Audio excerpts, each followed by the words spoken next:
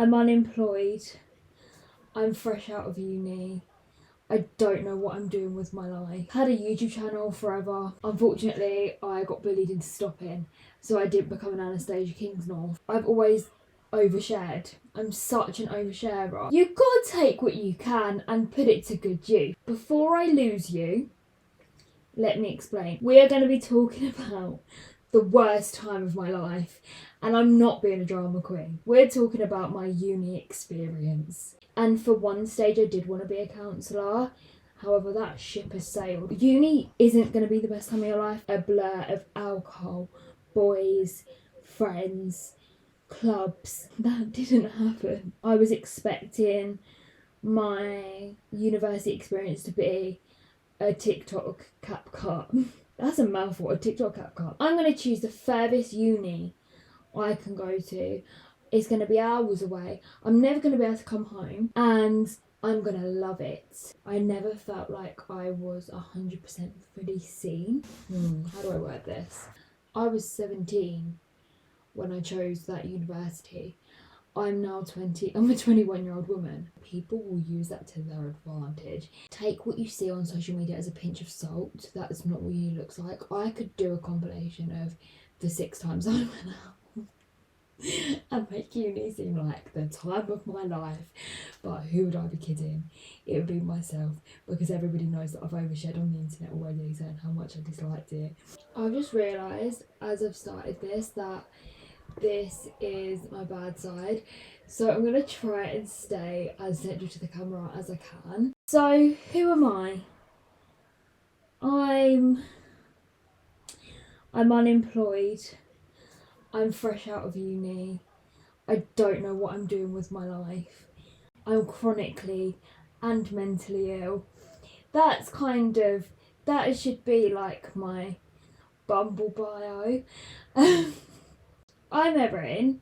I'm assuming a lot of the people who are listening to this do know who I am, because you're probably my mum and my best friend, because I'm sure my mum doesn't even have time to listen to this. I don't have a clue what I'm doing in my life, but I've always had a lot to say, and I still currently have a lot to say. I bought this microphone. I've actually tried this like last summer, but I was like severely mentally ill. I'm sure we'll discuss that at one point. So it didn't really go anywhere, and I never had a microphone. But I feel like it's that weird limbo summer of I'm trying to figure out like what I want to do. I need a job. So in the meantime, while I don't have uni work to think about, even though I'm still thinking about it, we will come on to that later. And yeah, I don't really know what I'm doing with my life. I thought talking to a microphone, sharing my views, because I've always been very heavy with the posting on social media. I had a YouTube channel forever. Unfortunately, I got bullied into stopping, so I didn't become an Anastasia Kingsnorth. I've always overshared. I'm such an oversharer. I don't have any skills really, or talents, but I would say my only one is oversharing. So you've got to take what you can and put it to good use. I called this a conversation with Erin because that's how I want it to feel. I want it to feel like a conversation. I think my favourite podcast and content to view feels like a conversation. I want this to be not just me talking about boys or fashion, or that will obviously come up probably at some point. They're 2 big loves in my life, but I'm also an extremely passionate person who tries to keep themselves educated on what I deem as important topics in society, in the world. I like to keep myself present. I want this to have a lot more depth, but also to be very refreshing at the same time. It's something that I'm going to really try hard to achieve, because I think I don't want anyone to leave this feeling heavy, but yeah, I just want it to be a conversation. And sometimes conversations are serious, sometimes they're lighthearted. Depends who you're talking to, but you're always going to be talking to me. So as someone who's felt very lonely as well, I think it's nice for you as well as me to have a space where this is our little safe space that we can just share things, talk about our lives, important things, unimportant things, and just have a bit of a chin wag. Who doesn't love a chin wag? I know I do, clearly. I will like to preface that I am somebody who finds humour in dark things. Not things that are inappropriate, but dark. I laugh about my trauma all the time. My family laugh about the trauma. You laugh about your trauma. It's not always a good thing. But I am somebody who likes to see the lightheartedness in dark times. Yeah, and my dream, and this is gonna happen, I'm speaking into existence. We're gonna have guests, and I'm gonna bring people in who can educate us both, who can just help us understand our world better. I think the world can seem quite a scary, overwhelming, misunderstood place at the minute. I think I feel very overwhelmed when I think about the world, and I think education and understanding and laughter and finding commonalities in anything, I think helps bring us all closer together and calms our anxieties down. I'd argue in any first date, you should share your most controversial opinions, like pouring cereal before milk. You are a serial killer if you... No, I got that wrong. If you pour milk before the cereal, you're a serial killer. I think this is a bit like our first date, and I want to say that this come about through tarot cards. Before I lose you, let me explain. I dip my toes in the world of tarot, and I've never had them professionally read, so I've read it myself, so I might be doing it wrong. Probably I'm doing it wrong. However, the result of a tarot card and my intuition completely shifted my year and completely shifted what I'm doing, which is why we're here. I should have been in America right now for months, but I'm not, because the tarot card told me that this is where I should be, and it feels right. Listen to your intuition, people. But we'll get onto that in another episode at some point if that's what people want to hear about. But today, we are going to be talking about the worst time of my life, and I'm not being a drama queen. Genuinely the worst time of my life. We're talking about my uni experience, one I've just finished, and I don't leave it feeling very warm and fuzzy. Before I even get into it, I want to say that this is my experience. Not everyone has the same experience. I will obviously explain a bit more about it, but I think it's important to share a balanced perspective, because when I went to uni, I never ever ever heard of anyone having a bad experience. And I thought if anyone shared slightly like a negative thing, I thought, oh, they're just moaning. Or, however, from somebody who hasn't had the best experience but has seen it all the way through, I think I could share a very honest perspective, but also very balanced perspective, because there might be some people on the fence about going to uni, and if I can share my story and it helps you either way, that's great. Yeah, so this isn't going to be the same for everyone. Obviously, it depends what uni you go to, your life experience. A lot of the stuff that I went through uni has got nothing to do with uni itself. And even if it does have to do with uni itself, it might have something to do with my childhood trauma. So, yeah, that's my little disclaimer. I don't want any, like, mums screaming that they want their sons to go to Oxford coming after me. Like, I'm not a very academic person anyway. Actually, no, I'm an academic person. I went to uni. I'm getting a degree. But I'm not like, I was never an A-star student. I was never pushed to be an A-star student. My family are very much like, as long as you're happy, we're supportive, which is obviously incredible. So yeah, it was kind of like I only ever wanted to go to uni because my brother went and he had the most incredible time. So I saw that as my like, well, that's what I want to do. It was never forced upon me. And I think as well, people my age and anyone younger, and maybe even people a couple years older, it is expected. I think it's more of a shock if you decide not to go to uni now. So it was kind of always in my head that I was going to go, but I've always known what I want to do with my life, but it's not very conventional uni. I've always wanted to be in the media, be a TV presenter, be a documentary maker. Being a documentary maker is my dream. And for one stage, I did want to be a counsellor.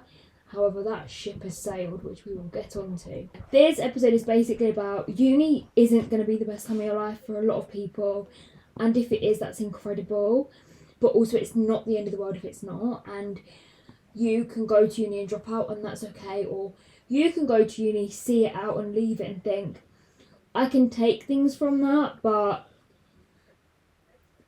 I'm excited to move on to bigger and better things that are going to fulfill me a lot more as a human being. And I think that's what I'm doing. I think I want to kind of start by sharing the expectations and standards I had set on uni, because I think that also has a big deal with whether you're going to have a good time or not. So I actually did a poll on my Instagram and it was quite interesting. The majority of people said that they think university, there are too high expectations set on it. It's too overhyped. It's not true. And there was a few people that said that it exceeded, but I think it was just one or two people. It was a very, very, very, very minuscule percentage said that it exceeded their expectations. And I think it's because, for one, the media, for two, your true to life experiences and what you share for a lot of people are very, very different. I'm an anxious girly, and I was very much a lot of the time through, obviously I had COVID as well just before I went to uni, but I never felt like I had the opportunity to go wild. We had quite big parties at school. I drank before I should have. I obviously made silly mistakes, but I never think that I went wild. And I think a lot of that is to do with my parents and their parenting style, but that's for another episode for another day. So in my head, going to uni was going to be my chance to go wild. I've always wanted to go wild. I think if I didn't have anxieties, because they restrict me quite a lot, I think if I didn't have those anxieties, I would be quite a wild person. But my anxieties make me second guess everything. They make me overanalyze everything, and they do prevent me from, because I overthink so much, I stop myself doing a lot of things that I think deep down I'd love to do, if that makes sense. So I was expecting to go wild. I had my moments, of course, but I had moments. I was expecting the whole time to be just a blur of alcohol, boys, friends, clubs, and just about getting through uni work. That was my expectations. That didn't happen. I expected that I was going to meet my for lifers, like the people that they were going to be my bridesmaids at my wedding. I was going to have there was going to be a massive group of us girls. We, like, think Wild Child, think them all in the charity shop getting ready, and they get drunk and then they go to the club, not the club, they're at school. They go to the school disco and they're like on the floor. Like, I was expecting to meet my core girl group, because that didn't happen for me through school. Again, we'll talk about that on another time. So I've obviously got my best friend Kira, and she's been there through school and through uni, but at this point we were still close, but we weren't as close as we are now. Like, we are literally ride or dies now. I hate that I've just said that. But yeah, I had this expectation that I was going to meet, quote unquote, my people. I don't even know if that's a thing, my people. But anyway, that's in my head what was going to happen. everything you see on TikTok of all the good things, of the, you know, the montages that people are doing on CapCut of them in clubs and they're carrying home cones, and I was just expecting that. I was expecting my university experience to be a TikTok CapCut. That's a mouthful. A TikTok CapCut. That's a mouthful. I was expecting that. That's what in my head I saw happening for me. I was expecting to enjoy the course. That is a big one. I was expecting to love the course. I was expecting to be really happy about it. I was expecting to be happy about my choice. I was expecting to fall in love with a career. And then finally, I was expecting to never, ever, ever feel homesickness. Like, in my head, homesickness was never going to be a thing. That was never going to be me. I'm going to choose the furthest uni I can go to. It's going to be hours away. I'm never going to be able to come home. And I'm going to love it. I'm going to run away from my hometown and I'm going to have the best time ever. That was literally in my head. Now, none of those things are my experience. None of them at all. So the whole expectations I had for uni, the standards I had set upon myself to reach through uni, never have happened. Now, I've come to terms with the fact that my experience of uni isn't going to be what I wanted it to be. But that's been hard, that's been a process, and it's taken me time. So I'm now going to share with you what my actual experience was like, why I think that was my experience, and how it was different from my expectation. You can do with that what you will. So I think a big implication of my experience was COVID. I think most of the people on my course, there's a mutual consensus of how we feel, and then the people that I've lived with, I think they all agree. I may be wrong, but from conversations I've had, I've inferred that COVID's had a massive impact on us all in terms of socially, the course dynamics, the actual teaching of the course, the implications lockdown had on my mental health, all of those things I think really affected my way of just being a student. I didn't go clubbing until year 2 because clubs were shut because of lockdown all throughout year 1. I was told to shield because of my Crohn's disease, which meant that I was very, very conscious of not going to any illegal parties, of not putting myself at severe risk. But because of that, it meant that I didn't create a big group socially, and all of my friends were the people that I lived with, which in first year I didn't even choose anyway. I was very, very fortunate. Most of the girls that I lived with were such beautiful people, and even though we're not close now, I have a lot of respect for and a lot of time for. I think they're nice girls. So we'd have like our own flat parties, but it would literally just be like the 6 of us.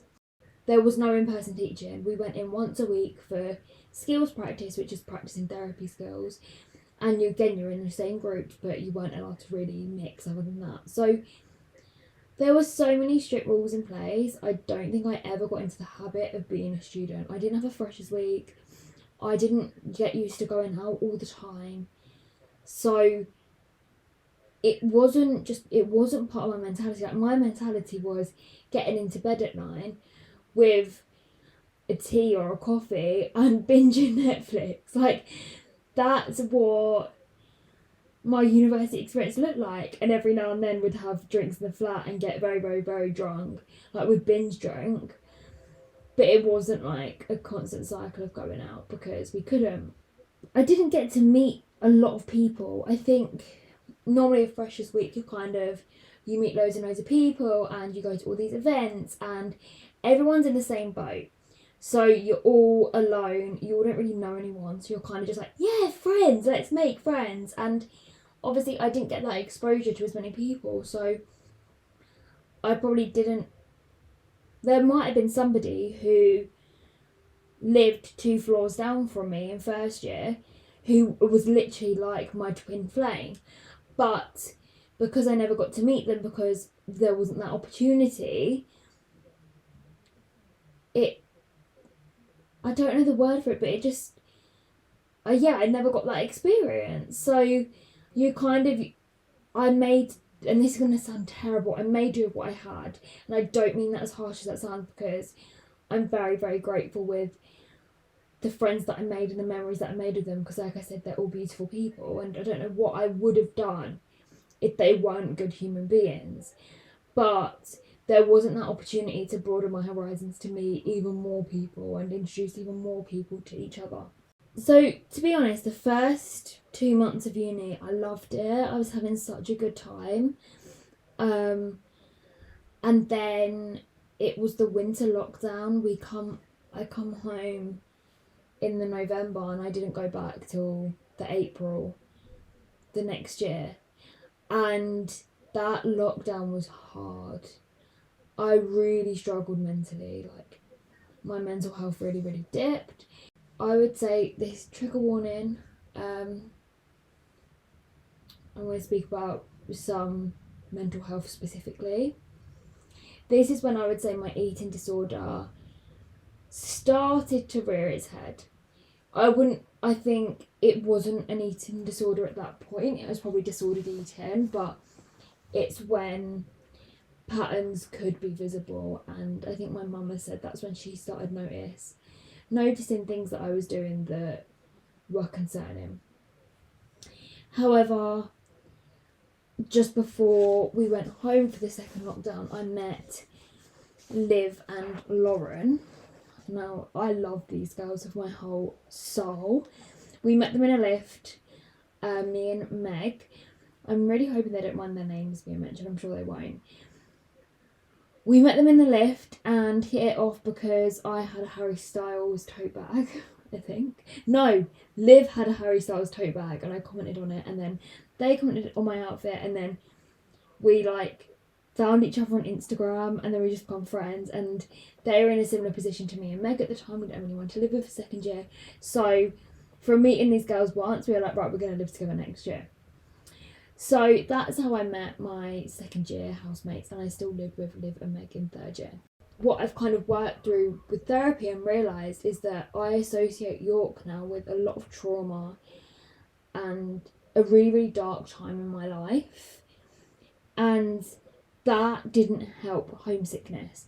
I started to feel homesick in, I would say second year is when I first really experienced homesickness, and I just needed to be at home all the time. Because obviously in first year, half the time I was at home anyway. And second year is when my eating disorder became more prominent. My anxieties got even worse because of my eating disorder, and it just wasn't a fun time. We was allowed to go in full time with uni, but because we didn't have that first initiation of breaking the ice in first year, none of us really, we all had our groups and we just stuck to them. We didn't really mingle. So, and the course was a mess, I'll be honest. The course was a mess. And I'm going to put it down to COVID because I don't want to do anyone an injustice. But I think it just threw the whole thing off. And because, firstly, I think because I wasn't used to it, none of us were used to going out a lot. We just didn't. We completely stayed in our comfort zone. And I think, secondly, because of my own mental illness at the time, I didn't want to push myself out because it would be easier for me and it'd be more restrictive on myself if I didn't go out. So I found myself not pushing it. So I could probably count on 2 hands the amount of times I've been out in York. For me as well, my experience at university was incredibly lonely. I think for a lot of people it is. I think you can be surrounded by people but still feel very, very alone. I think a lot of the friendships and relationships I had at uni were surface level, and I never felt like I was 100% fully seen. And I think that impacts loneliness. I think everybody's so busy living their own lives. Like, I was working throughout second and third year. Some of my friends didn't work, but they had boyfriends, or they were to and from home, or they had different social groups. It meant that I was on my own a lot. Like, I was on my own a lot, and I love my own company. But it got to a point where I was in bed on my own pretty much every single night, and I could go days without speaking to another human being and seeing another human being, and that took me to some really dark places, because I think it's hard, like, being on your own that much is so mentally draining and difficult. But when you're at uni and I'm paying rent on this place, and I've got commitments with work and with my actual degree, I can't just drop everything and come home and run away. And it taught me a lot in terms of resilience and being uncomfortable and being okay with being uncomfortable. However, it doesn't mean that that was a nice experience. Even though I met some really incredible people and I've got some memories that I'll treasure for a lifetime, I don't think I met my full lifers at uni. There are definitely people that I am desperately going to try and keep in touch with, and obviously social media makes it so much more easier because you can check in on people and follow people on Instagram. However, I definitely didn't meet my group that are like my ride or dies, that are 100% going to be each other's weddings, that I've got friends all over the world. Like, it's not like that. I didn't meet enough people, I don't think. And I think because I had the expectations of myself, I almost felt like I failed, which obviously I didn't. Like, if I didn't have those expectations, I wouldn't have, I know it sounds really blatantly obvious, but I wouldn't have expected that to have been the reality. I didn't enjoy my uni course. Now, there were aspects of my uni course that I loved.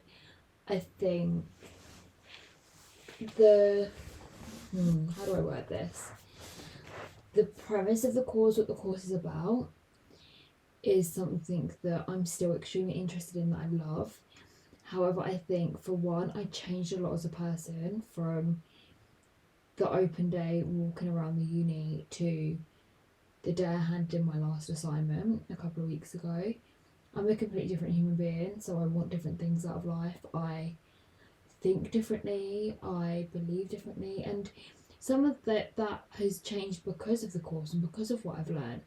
But also some of it is because I was 17 when I chose that university.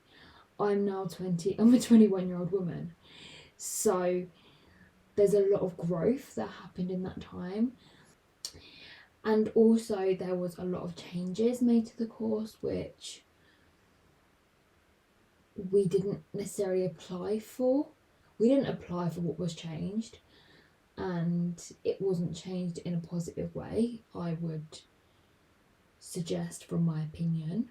And I think there was a lot of frustration with that meant, I think, towards the end of the university course, there's a lot of resentment from the cohort. And that did impact the way in which we all learn and we all felt towards the course, because when you've got a group of people feeling very negatively towards something, that's going to impact the way you all communicate about it and you all feel about it and you all share views, because then one person says something negative, there's a fire of negativity. There's a lot I'm grateful for with the course. I loved a lot about it. I loved learning about myself. I loved learning about other people on my course, because it was very, very emotionally intense. Like I said, we had to practice therapy, so I know a lot about those people and their lives that they felt comfortable enough to share with me, vice versa, and I think that's so beautiful. I learned that there's so much beauty in vulnerability. and it taught me to be I'm so comfortable with being vulnerable now, like so comfortable with it. Gave me an awareness of just human beings and the complexity of mental health and the mind and the human experience, and it has taught me lots of big words which I love to use. There's so many good things that have come out of it, but it also taught me that I don't want to be a counsellor. When you're doing a counselling and mental health degree, it's not always a good thing. I think a lot of the time I felt, and still do feel, judged for not wanting to go into that, because the response I hear is, well, you're so needed. You'd be so useful. Do you not think it's selfish? I've had that one. But then I also know a lot of the negatives surrounding it, and I think I can use what I've learnt there in much more beneficial and safer ways for me as a human being and for other people. Yeah, I'm not gonna take what I learned for granted. However, there's a lot of things on the course that I don't necessarily agree with or I wish was done differently, which I think would be the same for any course, but it did impact my overall enjoyment of it, and it wasn't what I expected it to be. It's not what I applied for. And that might be miscommunication, that could be me changing as a person, it could be lots of things. And I think the issue with having expectations, I've learned from uni, is if I hadn't have had those expectations and standards I had set, which I was sharing with you right at the beginning, I would not now, at the end of my course, be using the phrase of having a negative experience, because if you don't have expectations, there's not going to be a positive and negative outcome. It is what it is. If anything, it's probably going to be positive no matter what, because you're going to learn something from it. And if it's not what if there's no expectations, you just go into it blind. It is what it is, and it happens to you, and that's amazing. It's an experience. But having expectations, is anything going to ever fully live up to high expectations? The only time I've experienced that is Harry Styles. He's the only person, man, who has lived up to the expectations, and he's the only experience that has lived up to the expectations. So it just shows that by having really, really high expectations and standards, you're probably never gonna get it met. And that doesn't mean it's a negative thing. And I'm gonna share with you now the positives I can take from my so-called negative experience, to show that actually it wasn't the best time for me, and I can look at that and agree with that, but I would never, ever, ever change it. I'm so grateful for my university experience. I'm so grateful for what it's taught me. And it's a part of my story now. It's part of who I am. It's helped me become who I am now, which I'm learning to fall in love with. And it's the parts of me that I actually do have quite a lot of love for, are parts that were helped to grow because of my university experience. Which obviously that's an incredible thing. So some of the positives, I met some amazing people. I've met some just some gorgeous human beings, like from the course, and people who they might not even know that they've had an impact on who I am, and people from nights out, people from the uni course that weren't necessarily my friendship group I was close to. It's just some beautiful human, and it shows the beauty in humans. It's given me the confidence to speak up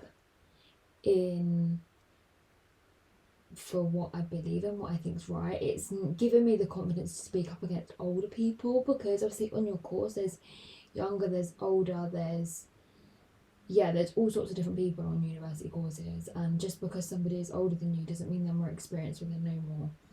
And that's helped show me that, I think, we all start the same on a university course, no matter if you're 60 or if you're 18. And I think it took me a long time to realise that, and to realise that people will use that to their advantage. If they think that you think they know more than you, when actually they know exactly the same, they will ride on that.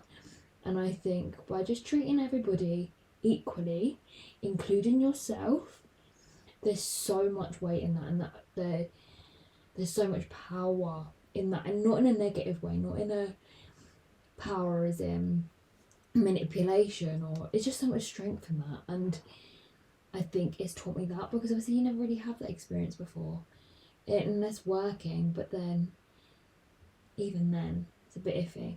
It's taught me that you don't know what people are going through. Oh my god, people go through hell. Like, and I know you can reflect and think, God, I've been through some stuff, but you really don't know what people go through. People don't post anything on social media. I definitely overshare, but even I don't post everything that I've been through and I'm going through. And I think by having the skill sessions where we kind of, not were forced, that's the wrong word, but we were encouraged into a situation to kind of share everything. And at times, the more you worked with people, the deeper it got and the more vulnerable and intense it got. And you don't have a clue what's going on in someone's life, you really don't.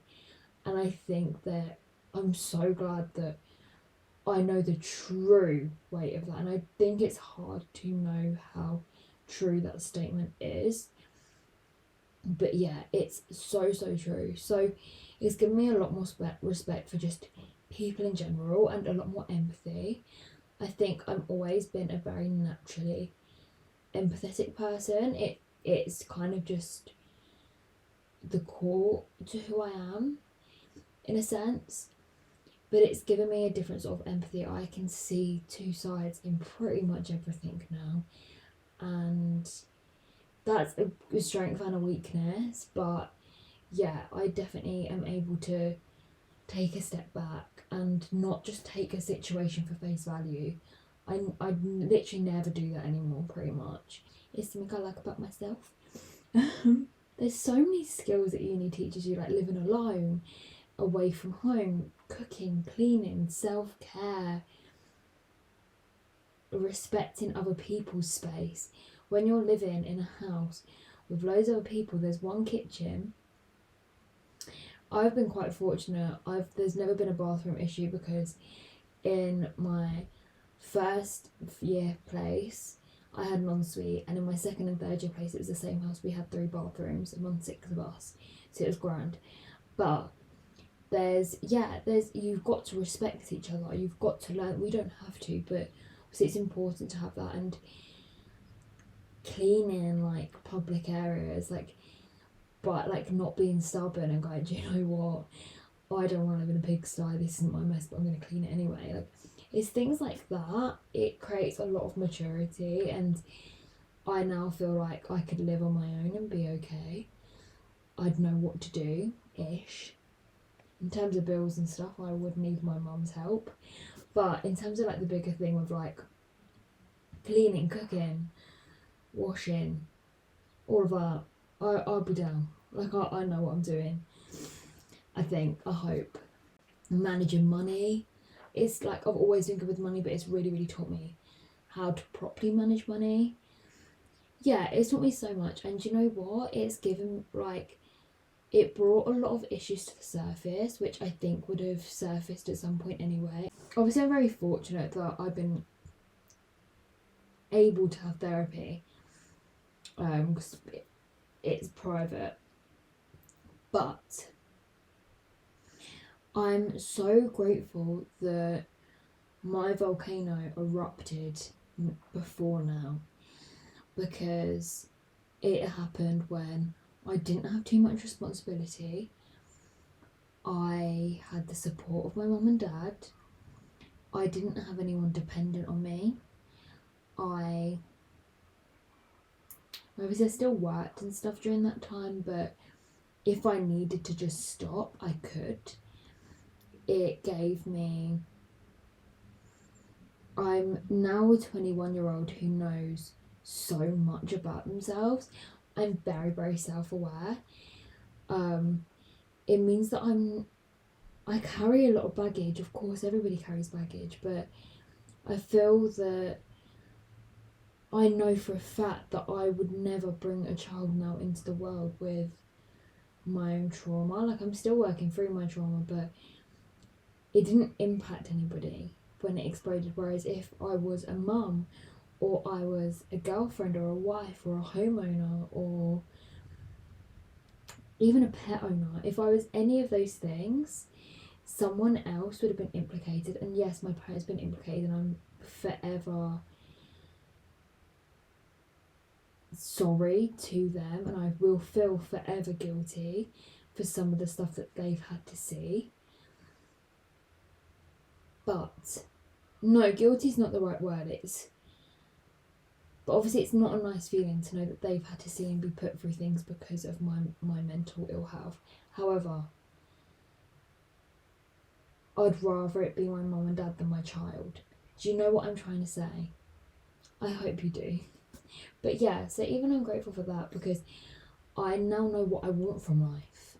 I know what fulfillment feels like. I know what the lowest of the low feels like, but I also know what good times feel like. I know how to manage myself, to boundary myself, to protect myself, protect my peace. There's lots of things that low taught me that I think is so beneficial, and that you would all learn at some point. But I feel very, very grateful to have had that opportunity so young. Very grateful. And that was a very difficult time. I feel grateful. And I think that's what uni's given me. I think that's kind of it.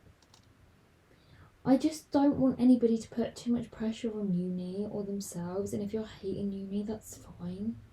And if you've left uni now and you think, God, that was awful, don't beat yourself up for it. Don't blame anyone else. It just is what it is. And do you know what? I'm sure you can learn from that. And what I would recommend doing, sitting down with a notebook and make a list of everything that you can take from your negative experience at uni, or your disappointing experience, or whatever you would call it.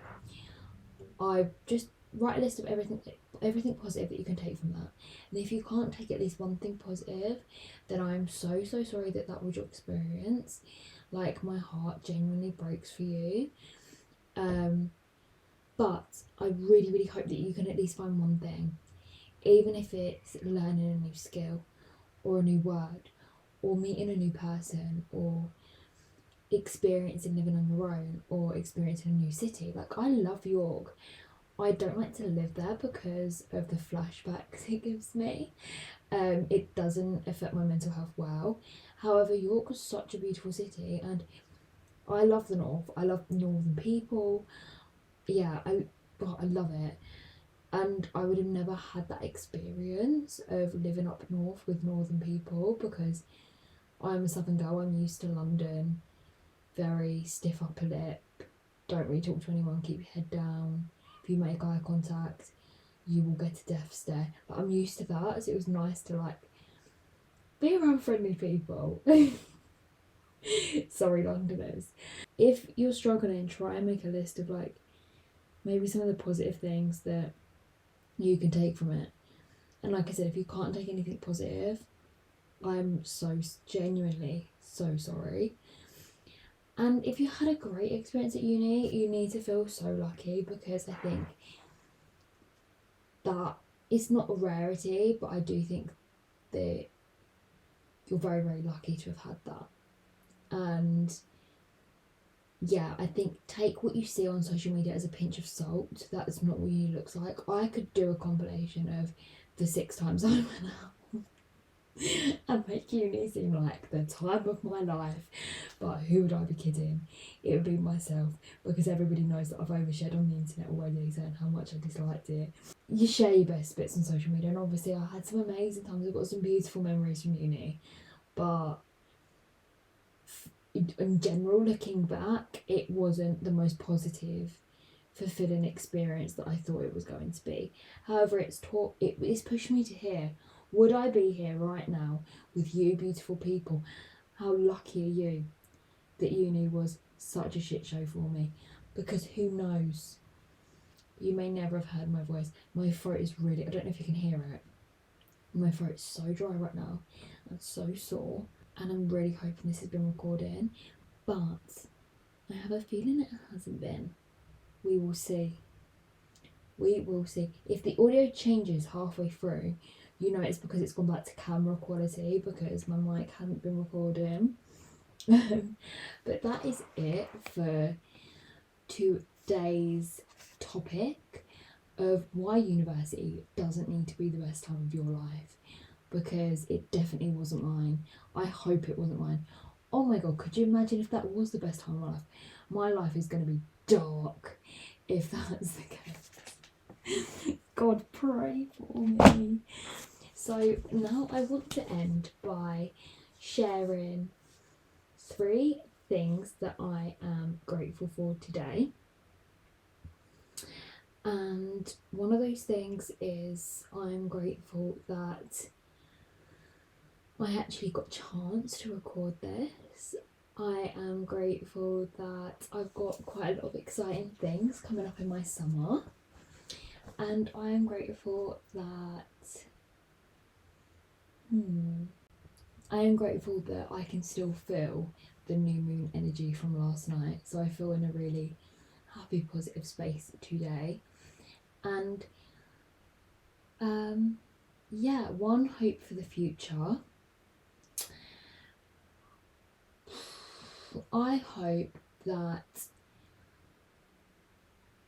one of my hopes for the future is that this gets received really well and you all love it, and that more than just my mum and Kira listen to it. That's my hope for the future. I hope you all have a beautiful day, evening, night, morning, lunchtime, whenever you are listening to this. I will be uploading once a week, so I'm going to get on as soon as I finish this. I'm going to start planning the next one. And yeah, I hope you all love this. This is so special to me. I'm so excited to see what people think. And I hope it only gets better from here, because first episode, just testing the waters, and you're dipping your toe in, seeing how it goes. But yeah, I'll see you next week for another conversation with Erin.